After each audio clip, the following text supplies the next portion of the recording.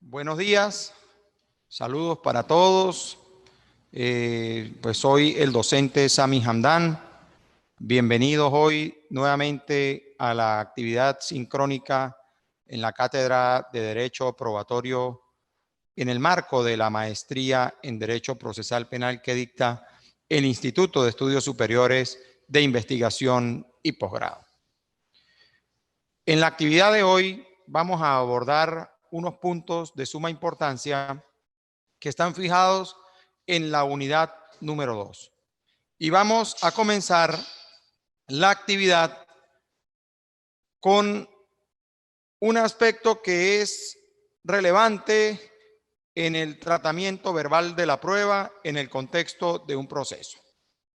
Vamos a hablar de la distinción terminológica de la prueba, su clasificación y los tipos de prueba en esta materia. Cuando hablamos de la distinción terminológica del vocablo prueba, necesariamente debemos abordarlo en sus diversas acepciones. Y es que cuando nosotros nos ubicamos en el procedimiento penal ordinario, que como bien se sabe tiene varias etapas, varias fases, específicamente durante la fase preparatoria, el verbo, el término adecuado para mencionar o referirse a la prueba es fuentes de prueba. Fuentes de prueba. Y ya en el desarrollo de la fase intermedia, en el acto promocional, donde el fiscal y el defensor ofrecen los medios de prueba, pues allí exactamente señalan sobre cada uno de estos su pertinencia, su idoneidad y utilidad. Y el juez debe verificar ello a los efectos de poder considerar su admisión, además de otros puntos propios de la licitud y la legalidad de ese medio que está siendo ofrecido en esa audiencia preliminar a los efectos de posteriormente ser practicados en la fase de juicio oral y público. El tratamiento de la prueba en el ámbito jurídico supone la utilización de diversos vocablos en el marco de la actividad probatoria. Y el léxico normalmente utilizado o habitualmente utilizado sobre la prueba en la generalidad resulta inadecuado. Y eso lo observamos en los pasillos judiciales, en las conversaciones que a veces tienen los abogados con sus clientes o los abogados con sus propios abogados o los abogados con los fiscales o los abogados con los jueces.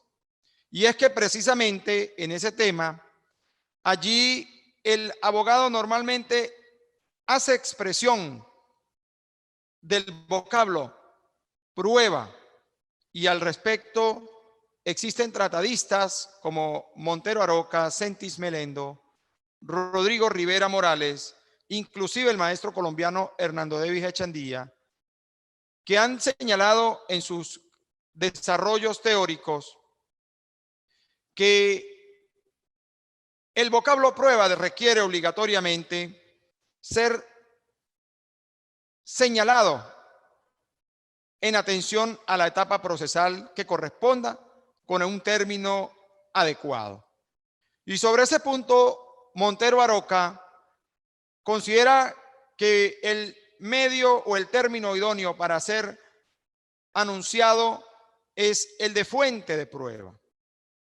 El verbo o el término fuente de prueba, que se trata de que de un concepto extrajurídico que corresponde necesariamente a una realidad anterior al proceso. Es decir, la fuente de prueba existe antes de la iniciación del proceso. Es decir, implica que ella nace independientemente de que llegue a realizarse o no un determinado proceso y en el caso nuestro, pues un proceso penal. Y lo voy a ejemplificar de la siguiente manera. Una persona se encuentra en una venta de comida rápida como cliente. Y en ese momento entra un sujeto con una pistola en mano y ejecuta el delito de robo en ese negocio. El testigo ha visto lo que ha ocurrido. La víctima ha vivido el evento criminal. Hasta ese momento no existe proceso penal iniciado, pero sí existe la fuente de prueba humana que puede acreditar el hecho que acaba de producirse.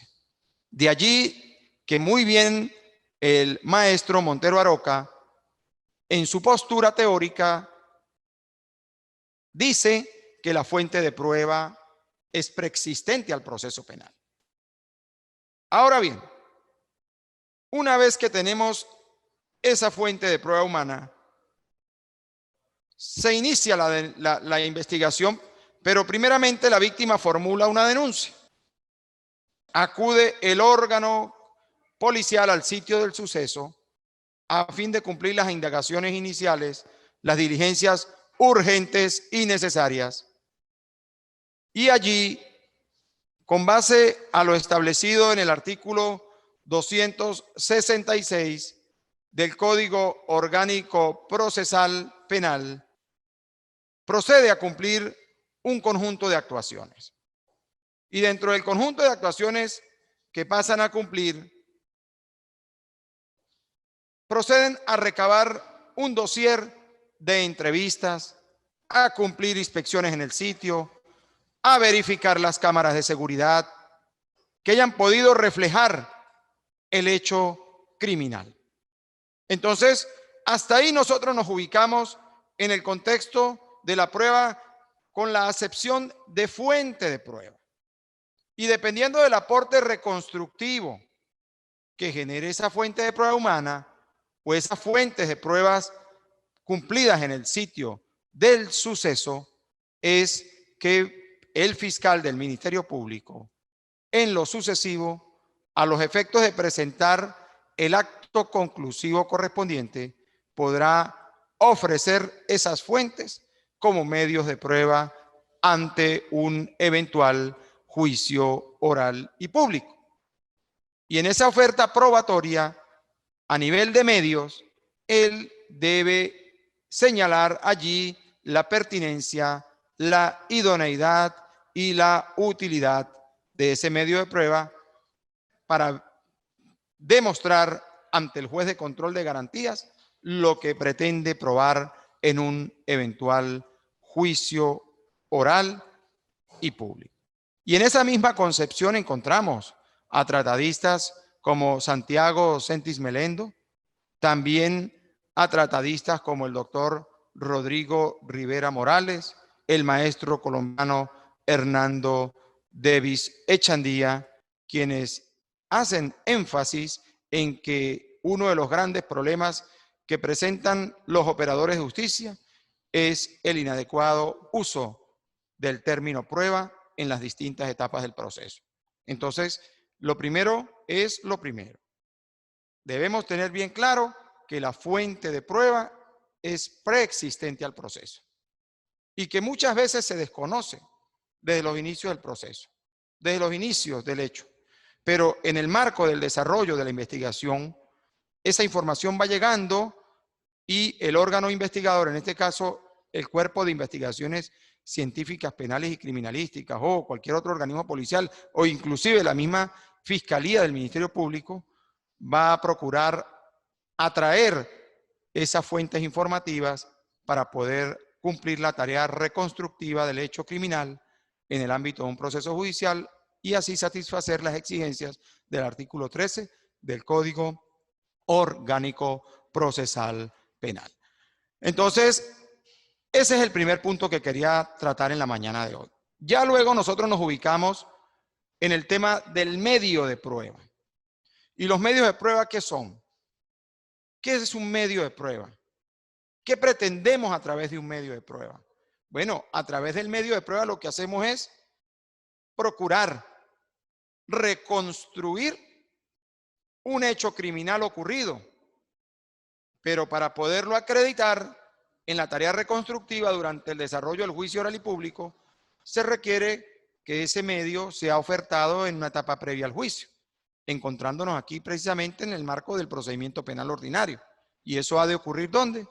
En la fase intermedia, es decir, en la audiencia preliminar, en unos periodos u oportunidades o lapsos que nos ofrece el Código Orgánico y que son fijados a través del principio de la preclusión de la prueba en el marco del tema probatorio. Hay un principio, el principio probatorio de la preclusión de la prueba, que no permite, más allá de tratarse de un proceso garantista, no permite la violación de determinadas formalidades en la oferta probatoria. Hay unos lapsos que hay que cumplir y bien están fijados en el artículo, si mal no recuerdo, 311 del Código Orgánico Procesal Penal, que de seguida voy a dar lectura.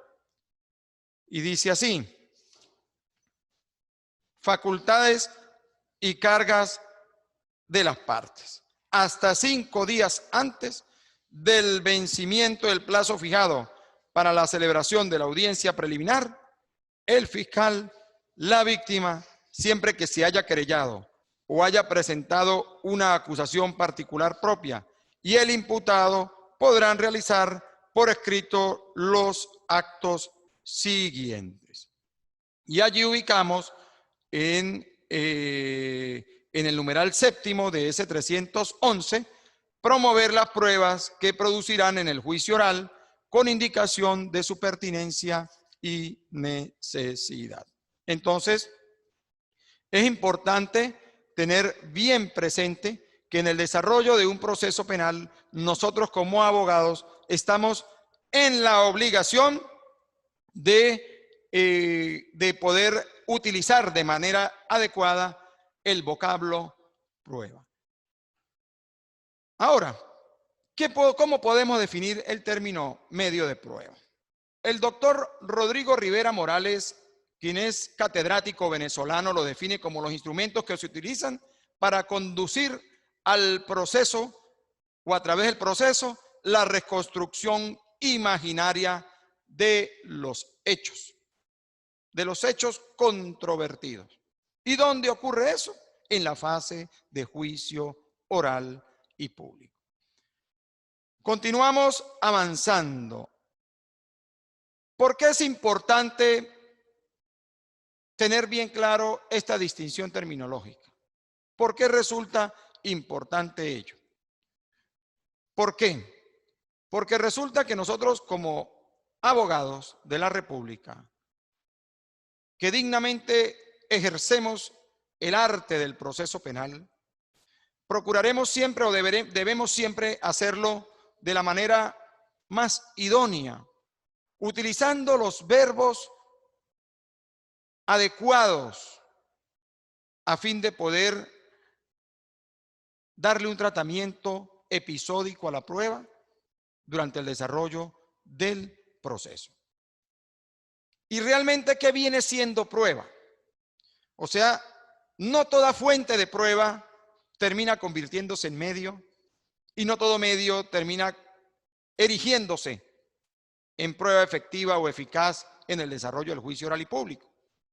Nosotros en la fase preparatoria podemos manejar un dossier de fuentes de prueba, pero no todas pueden seguramente concluir siendo ofertadas como medios de prueba para el desarrollo de la audiencia preliminar a los efectos del juicio oral, atendiendo, como dije antes, la licitud en su obtención, la legalidad en su incorporación, la idoneidad, pertinencia y utilidad de la misma es que nos conducirá tanto a la defensa como al fiscal a promoverlo en un eventual escrito de acusación o en un escrito de argumentos o de promoción de pruebas que bien puede fijar el abogado defensor en beneficio de su defendido. Nosotros también tenemos que abordar aquí un punto que he subido al aula esta semana y tiene que ver con los principios probatorios, los principios que rigen la prueba. El maestro colombiano Hernando Davis Echandía, en su texto Teoría de la Prueba Judicial, ha fijado aproximadamente 28 principios que rigen la prueba. Y dentro de esos principios, nosotros ubicamos, allí está el material en el aula, 28 principios, y cada principio enlaza directamente con un artículo del Código Orgánico Procesal Penal. ¿Por qué hemos querido manejar eso así? Porque es importante que el abogado comprenda la importancia de los principios que rigen la prueba. Y esa importancia de los principios que rigen la prueba guarda relación con dos aspectos fundamentales en el ámbito del desarrollo del proceso, especialmente en la actividad probatoria, que son principios éticos en la práctica probatoria y principios propios de la practicidad probatoria.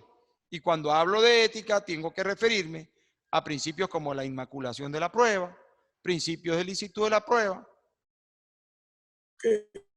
Entonces, allí tenemos nosotros, por ejemplo, que distinguir entre principios de practicidad y principios éticos, más allá de que todos conforman exactamente un grupo de principios que suma importancia, que guardan relación con la práctica probatoria. Nosotros tenemos el principio de la publicidad de la prueba, el principio de la oralidad de la prueba, el principio de la contradicción de la prueba. Tenemos el principio de licitud y legalidad de la prueba, el principio de congruencia sobre la prueba, es decir, que en función a lo alegado y probado el juez debe resolver cuando dicta su decisión a través de la sentencia. Y otros principios que de seguida voy a ir señalando.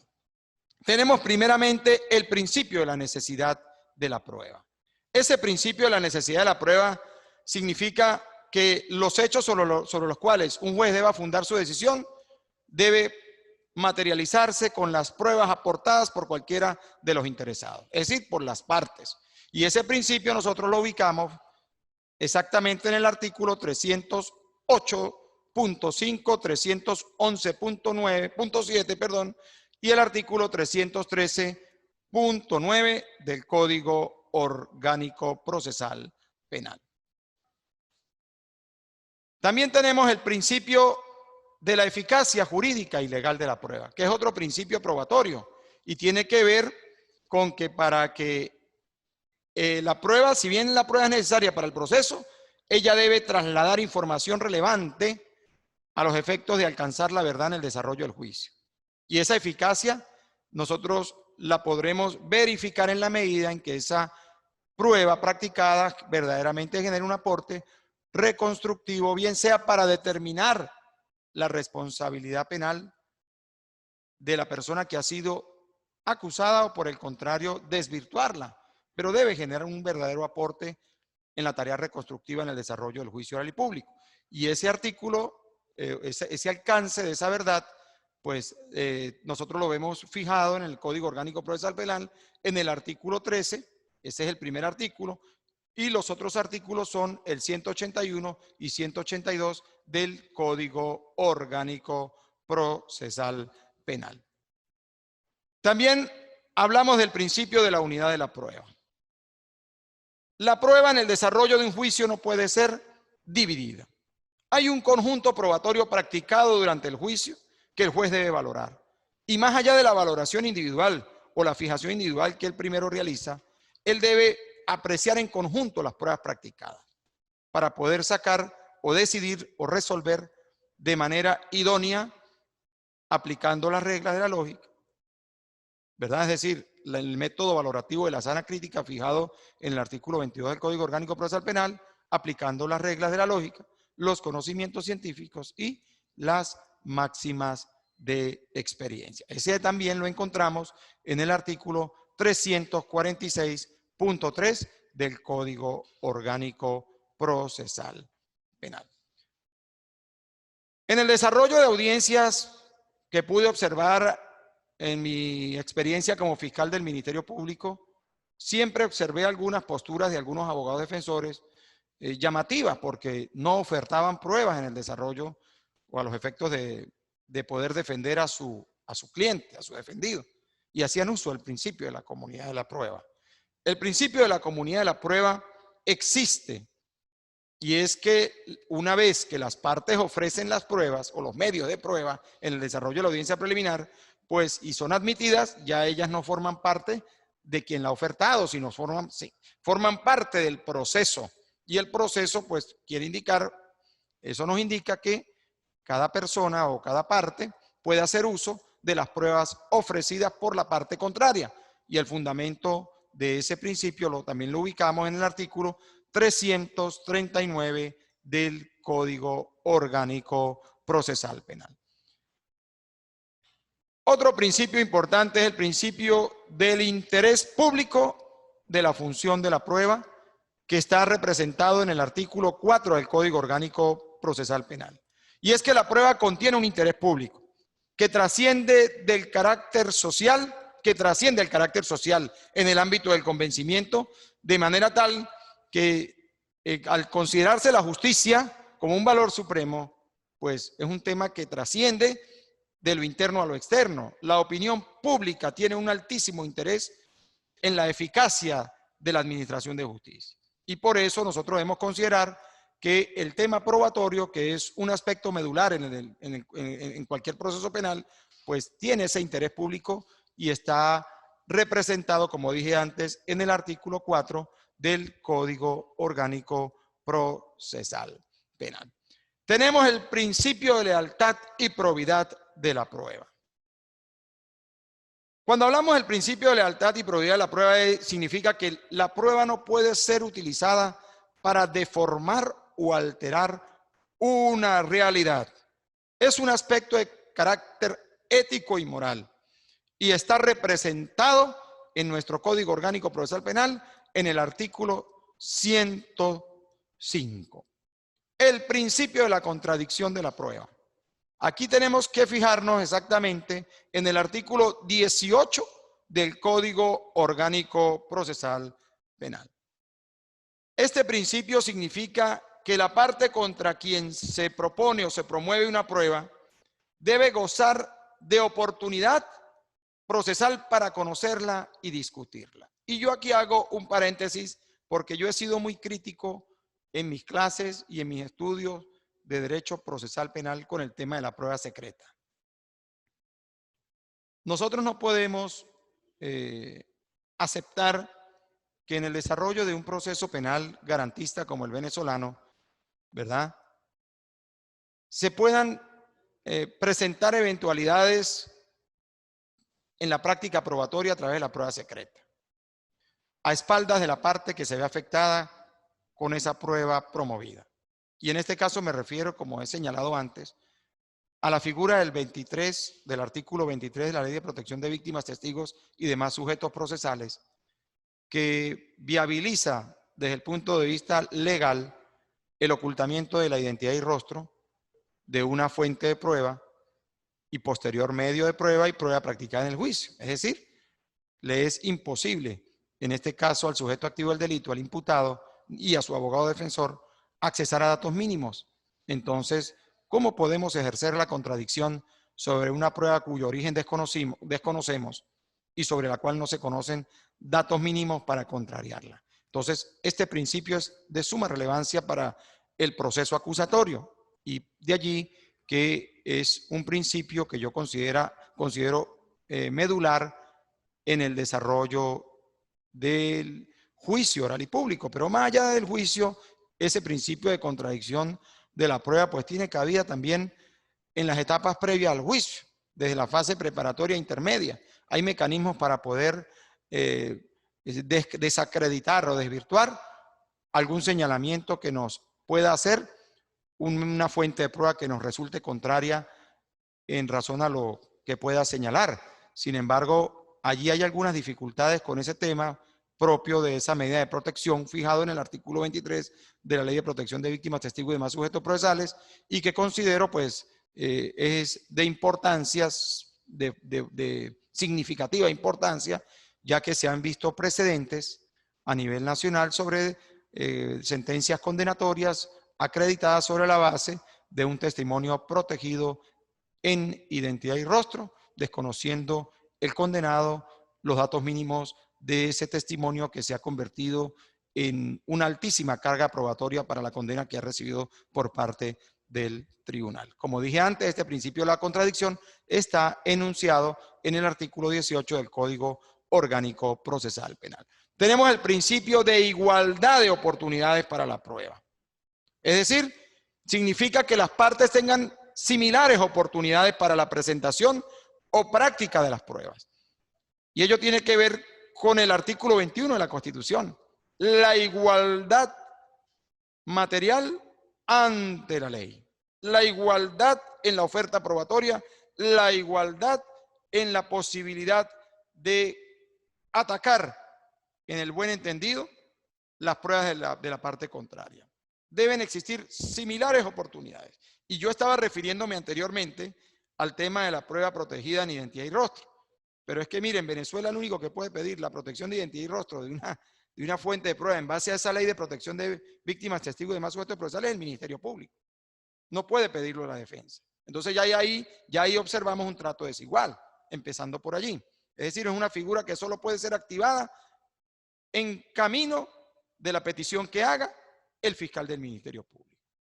Pero entonces, si el defensor quisiera proteger en identidad y rostro una fuente de prueba que le sirve a él para desvirtuar el señalamiento que le están haciendo, no le sería posible, y allí nosotros podemos observar claramente la violación del principio de igualdad de oportunidades para la prueba frente al tratamiento de la prueba oculta en identidad y rostro. Este artículo de igualdad de oportunidades lo encontramos también en el artículo, lo ubicamos, este principio, en el artículo 12 del Código Orgánico Procesal Penal.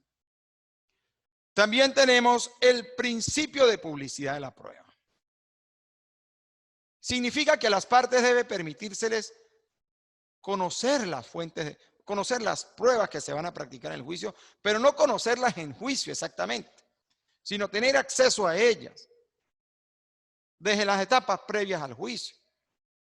Conocer sus contenidos, sus perfiles personales, su historial de vida para poder desacreditarlas en caso de ser necesario con relación al hecho criminal objeto de investigación y que está haciéndole señalado al sujeto activo del delito. Aquí nosotros tenemos que hacer un paréntesis en este principio. Nosotros lo tenemos fijado en el artículo en el artículo 15 y en el artículo 316 del Código Orgánico Procesal Penal, el principio de la publicidad de la prueba.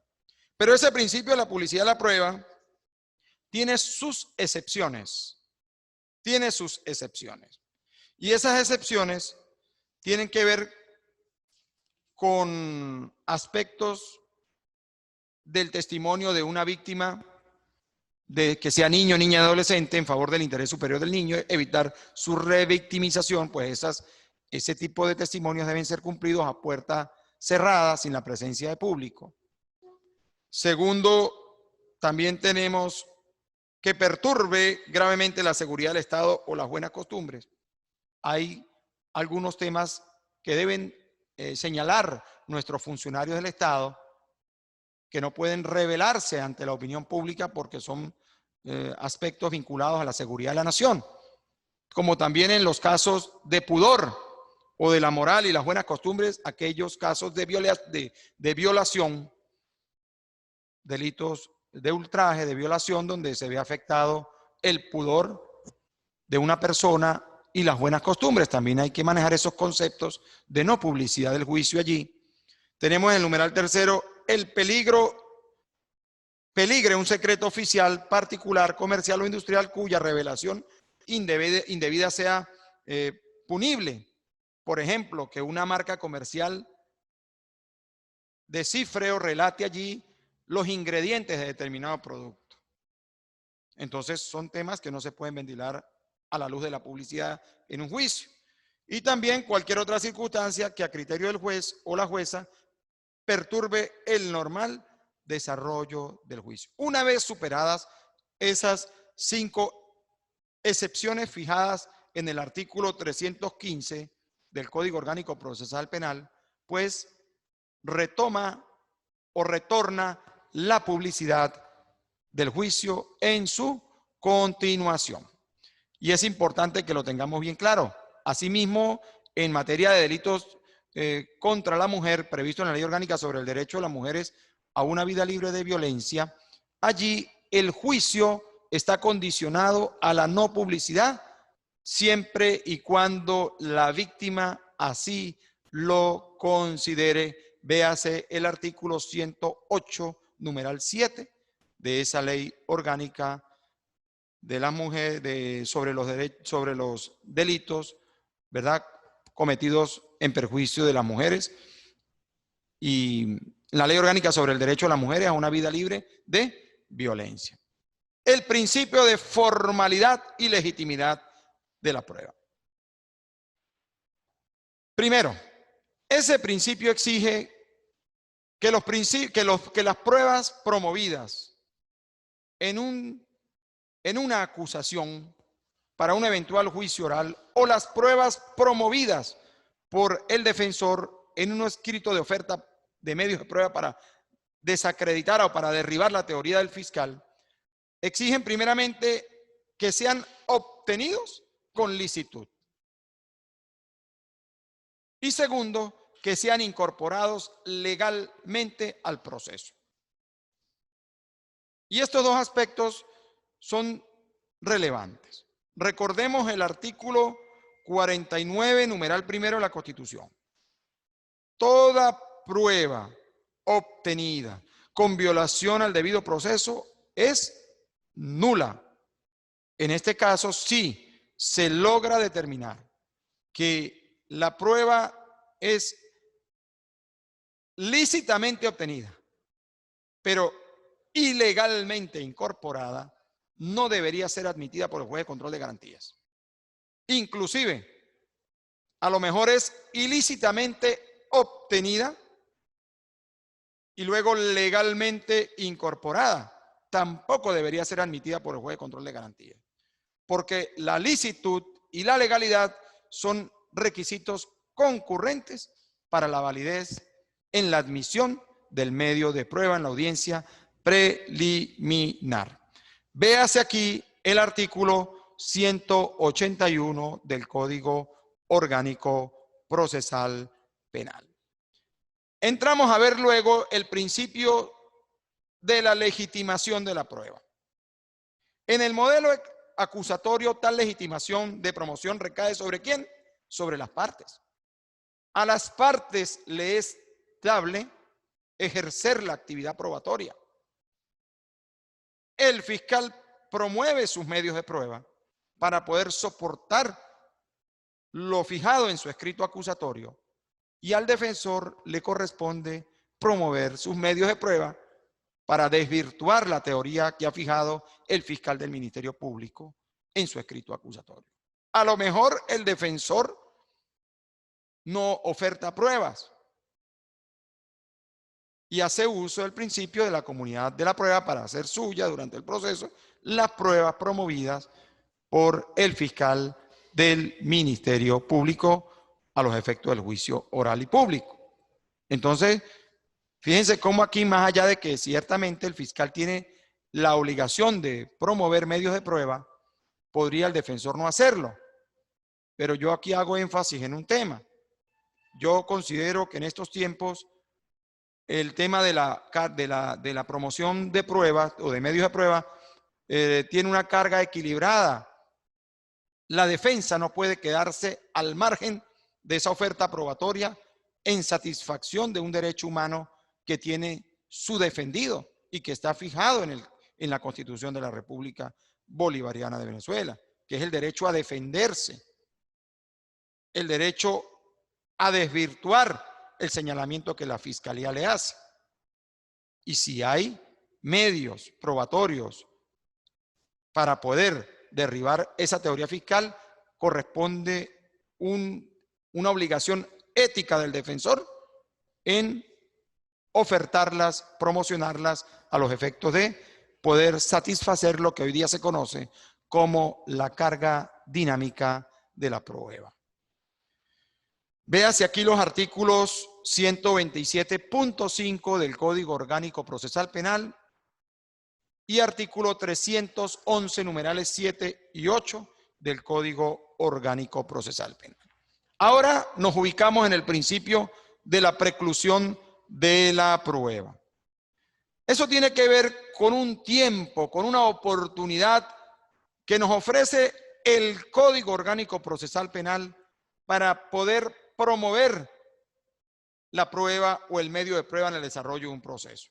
Y cuando nos ubicamos en el ámbito del procedimiento penal ordinario, yo señalaba hace rato el artículo 311, numeral 7, si mal no recuerdo. Y dice el 311, hasta 5 días antes de la celebración de la audiencia preliminar. Pueden las partes promover las pruebas que producirán en el juicio con indicación de su pertinencia y necesidad. Es decir, el código nos fija una oportunidad procesal para la oferta probatoria.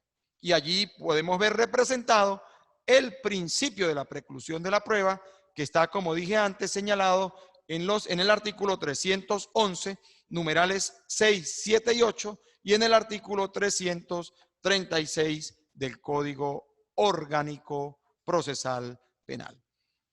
Luego tenemos el principio de la inmediación y dirección del juez en la producción de la prueba. Aquí tiene que ver con la observación que el juez hace en el desarrollo del juicio. Pero más allá de la fase de juicio, en las etapas previas del juicio, como es la fase preparatoria y la fase intermedia, se produce la inmediación en 3 ámbitos. La inmediación alegatoria, la inmediación probatoria y la inmediación decisoria. ¿Por qué el juez en cualquier audiencia observa los alegatos que hacen las partes? Observa la oferta que hacen las partes con relación a determinado tema en función al medio de prueba o a la fuente de prueba, dependiendo de la etapa procesal que corresponda. Y también tenemos la inmediación decisoria, porque en base a lo observado en el desarrollo del juicio es cuando el juez pasa a tomar decisiones, bien sea a través de autos decisorios o a través de sentencias en las que bien puede condenar o puede absolver. Entonces, este principio lo ubicamos en el artículo 16 y en el artículo 315 del Código Orgánico Procesal Penal. Tenemos el principio de imparcialidad del juez en la dirección y apreciación de la prueba. Durante el desarrollo del debate probatorio, el juez debe mantener una conducta imparcial, una postura imparcial. No debe inclinarse en favor de una ni en detrimento de otra. Ella debe hacer una valoración de la prueba practicada de manera racional, tomando como referencia el método de la sana crítica, haciendo uso de la lógica, los conocimientos científicos y las máximas de experiencia. Y esa imparcialidad nosotros exigida en la función judicial está enunciada también en la Constitución en el artículo 49, numeral 3, y en el artículo 256, que señala también el tema de la imparcialidad en la función judicial. El juez debe ser imparcial, es un tema ético y se trata de un principio ético en el contexto de la actividad probatoria. Véase los artículos 1 y 89 del Código Orgánico Procesal Penal. El principio de la originalidad de la prueba significa que la prueba debe referirse directamente al hecho por probar. Y aquí yo hago especial énfasis en el tema de la prueba directa, los testigos directos. Es imposible lograr el alcance de la verdad reconstructiva con un nivel de aproximación serio con puros testigos referenciales o testigos de oídas, que son recuentadores de historias. Es importante el aporte que genera una fuente directa que ha podido observar, oír, inhalar el entorno, pues, de las realidades que se producen sobre determinado hecho criminal. Y pongo este ejemplo. A lo mejor yo puedo tener a una fuente de prueba ciega, pero el hecho generador o el hecho criminal se produce a través de una explosión. Y resulta que esa persona ciega estaba a escasos metros del lugar y logró oler el gas. Él no vio, pero logró oler el gas. Es una fuente de prueba directa porque esa información que nos va a indicar, nos va a confirmar o nos va a ilustrar o nos va a encauzar a presumir que ciertamente la explosión pudo haberse producido por la fuga de un gas. Como también tenemos el testigo que ha observado el hecho criminal y, bueno, lo ha percibido a través de la vista. Ese es un testigo directo y tiene sumo valor a los efectos de la tarea reconstructiva para el alcance de la verdad en el desarrollo del proceso conforme los postulados enunciados en el artículo 13 del Código Orgánico Procesal Penal. Y aquí por eso yo señalo fuentes de este principio, artículo 13 y 187, segundo aparte del Código Orgánico Procesal Penal. Principio de concentración de la prueba. Debe procurarse la práctica de la prueba en una sola oportunidad. Sin embargo, nosotros sabemos que hay juicios muy complejos, muy largos, que exigen la refijación de audiencias consecutivas. Y entonces, esa concentración de la prueba en su práctica requiere de varias audiencias. El fundamento de ese principio está en el artículo 317, asimismo en los artículos 318 y 444, numeral primero, del Código Orgánico Procesal Penal. ¿Y cuál es la finalidad de ese principio de concentración de la prueba? Preservar la memoria del juez a fin de que se mantenga intacta durante el desarrollo del juicio. Recordemos que los jueces de juicio tienen infinidad de juicios aperturados. Tienen hasta 15, 20 juicios aperturados y por eso el código no tolera una interrupción entre o superior a 15 días. ¿En razón a qué? A proteger la memoria, la percepción del juez sobre el desarrollo del debate y la práctica probatoria que allí se va cumpliendo. Luego tenemos el principio de la libertad de la prueba. Si bien en Venezuela tenemos libertad probatoria en el proceso penal, esa libertad no puede ser malinterpretada. Esa libertad probatoria exige que los medios de prueba, que las pruebas en su práctica durante el juicio, pues hayan sido previamente obtenidas con licitud e incorporadas con legalidad. Pero además, como he señalado anteriormente, exigen su correspondiente pertinencia, necesidad, su correspondiente pertinencia, idoneidad y utilidad para el desarrollo del juicio. Es decir, que esa libertad probatoria está condicionada a dos elementos importantísimos como son la licitud y la legalidad. Recuerden que en Venezuela no resulta admisible la prueba obtenida con violación del debido proceso en fundamento del artículo 49.1 de la Constitución de la República Bolivariana de Venezuela y este principio de la libertad de la prueba lo ubicamos representado en nuestro Código Orgánico Procesal Penal en los artículos 181 y 182 del Código Orgánico Procesal Penal. Tenemos el principio de pertinencia, idoneidad y utilidad de la prueba. ¿Qué es la pertinencia?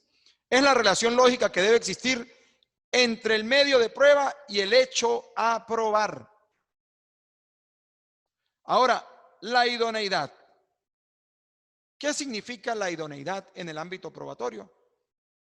Que ese aporte que genera ese medio de prueba va a generar una influencia valorativa para el alcance de la verdad en la mente del juez. Y eso es importante que lo tengamos muy presente. Y es útil, ¿por qué?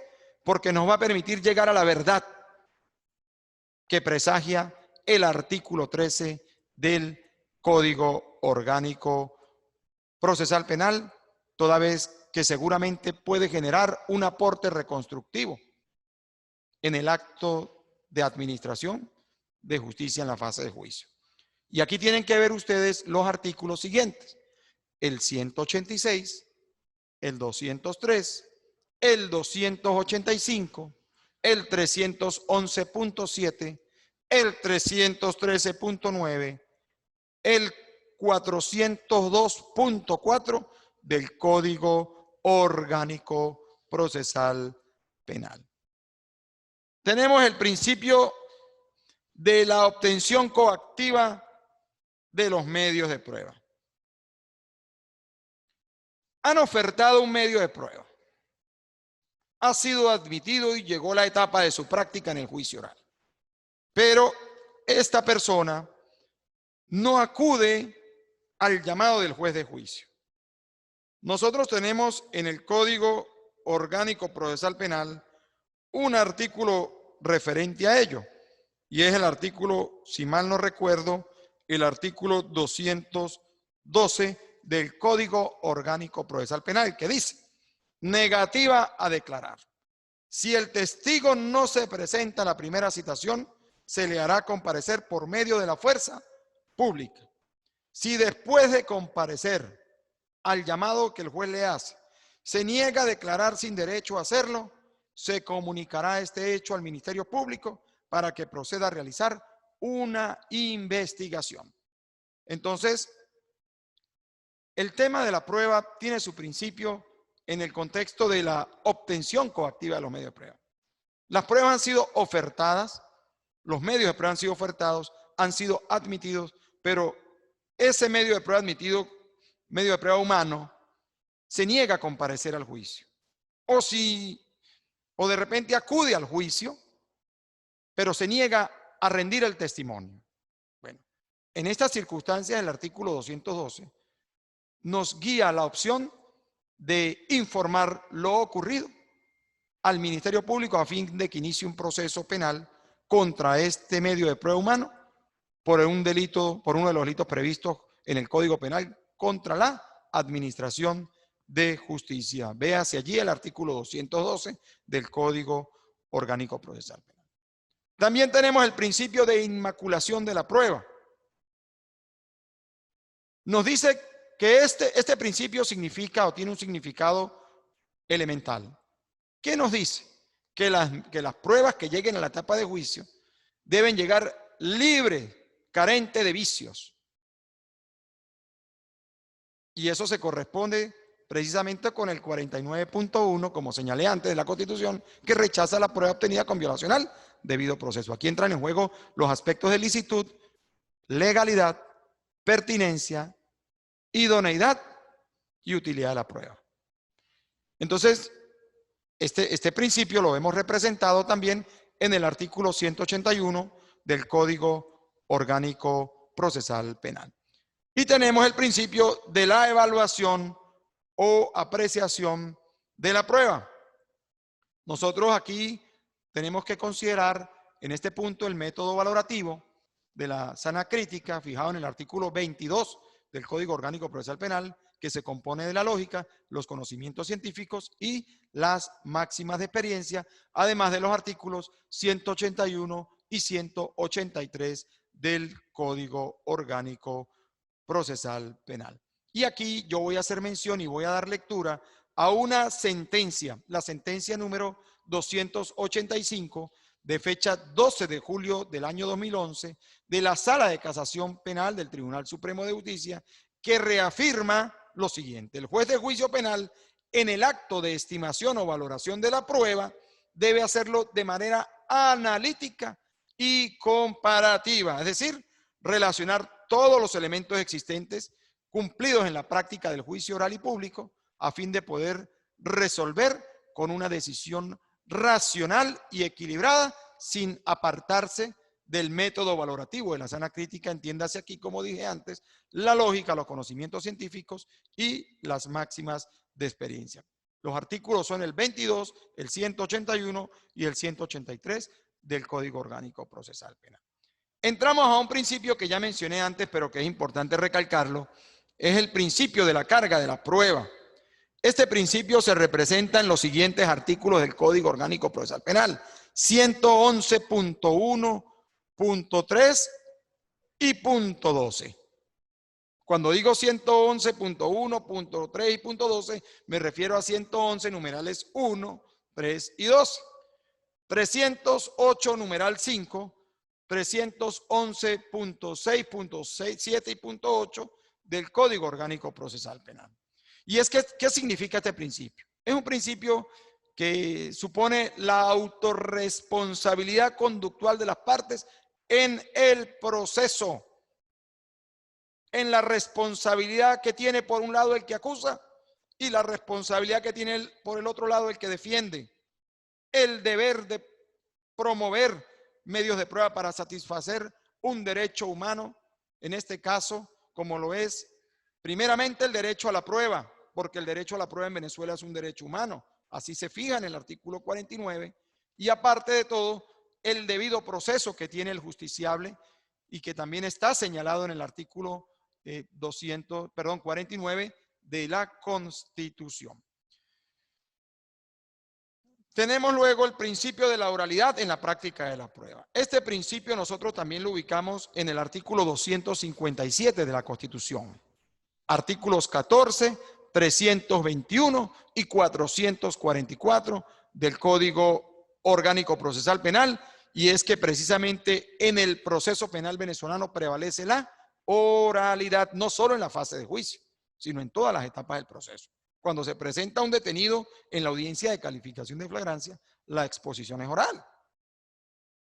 Cuando se presenta alguna audiencia especial en el marco del control judicial con base al artículo 264 del Código Orgánico Procesal Penal, pues allí esa audiencia también se cumple de manera oral, igual en la preliminar y más aún en la etapa del juicio oral y público. Véase los artículos 14, 321 y 444 del Código Orgánico Procesal Penal.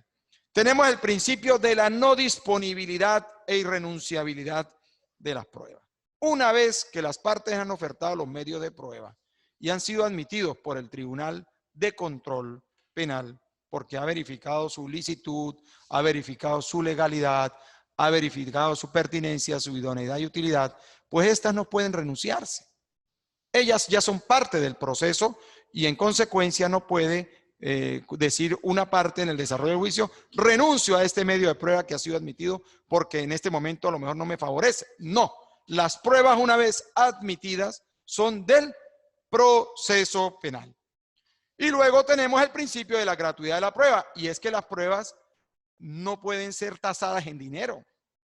Ese es un principio constitucional fijado en el artículo 23 de la misma, del Código Orgánico Procesal Penal, 127 numerales 3 y 4, y además en el artículo 26, único aparte de nuestra Carta Constitucional. La gratuidad en el contexto del proceso penal, en todas las instituciones, en todos los ámbitos que la componen, es gratuito. Y está enunciado, como dije antes, en el artículo 26 de la Constitución, artículos 23 y 123, numerales 3 y 4 del Código Orgánico Procesal Penal. Y por último vamos a hablar del principio de congruencia. Aquí hay que observar el artículo 45 del Código Orgánico Procesal Penal. Supone la correlación entre pretensión y decisión en una controversia. El juez al momento de decidir está obligado ¿a qué? A hacerlo relacionando lo alegado y lo probado. No puede apartarse de los medios de prueba practicados en el desarrollo del juicio. Él no puede hacer uso de su pensamiento aislado a la práctica probatoria cumplida. Él no puede incluir elucubraciones de su propia mente para poder resolver el asunto, sino tiene que fundamentar su razonamiento en base al método de la sana crítica, haciendo uso de la lógica, los conocimientos científicos y la máxima experiencia, pero tomando como base ¿qué? Las pruebas practicadas en el desarrollo del juicio oral y público. Bueno, por el día de hoy hemos procurado satisfacer este tema y es importante que presten atención a esa materia porque los principios probatorios son de suma relevancia para cualquier clase de proceso judicial.